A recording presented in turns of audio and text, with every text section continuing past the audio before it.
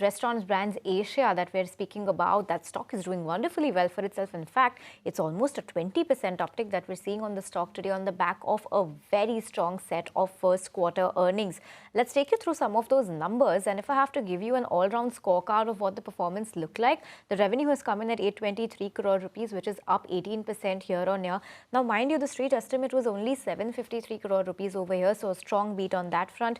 EBITDA in line with estimates, a growth of 38% over there. The loss has reduced nominally, but the loss has reduced more than what the street was estimating. 28.3 crore is where the loss is, compared to a net loss of roughly 42 crores this time last year. So significant reduction, and also slightly lower than what the street was estimating in terms of the loss. So another big positive. And margins have also expanded by about 175 bips at 12.2%, looking like a solid set of numbers over here. What really stands out is Burger King India's same-store sales growth has come in at 12.6%. Remember, the estimate was just 7%, so they've really hit it out of the park this time with their triple SG growth, and that is something that has been keeping the stock so abuzz in today's trade. This same-store sales growth is the highest in the last 15 quarters that the company has seen, so looking good over there. They've added 9 restaurants in quarter one with the total network at 752.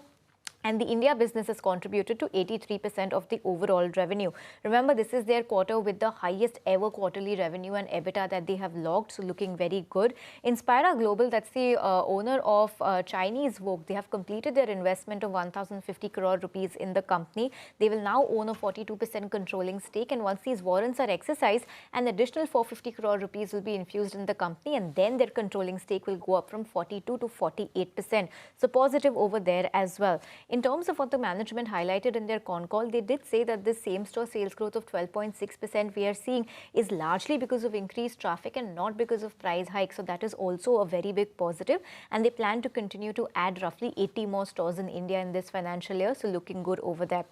Lastly, just summing up what the brokerages are making of these earnings, PL Capital has maintained its accumulated rating, but from 76 now, they have hiked the target price to 93, and they believe that Burger King's India business will turn PAT positive in FY27 itself. So very big thumbs up over there. You've got Antique, Nuvama, CLSA, all of them have maintained their buy and accumulate rating respectively, but the target price have been hiked by all of them, and Motilal Oswal has maintained buy with a target price of 125 rupees per share. So all in all, the street is cheering these earnings. And remember, QSR as a space has been under pressure for quite some time. Earlier, you had Jubilant Foodworks that was the outperformer for the last 2 quarters due to demand shortages, LPG shortages. That sector has been in trouble, and that stock has been in trouble as well.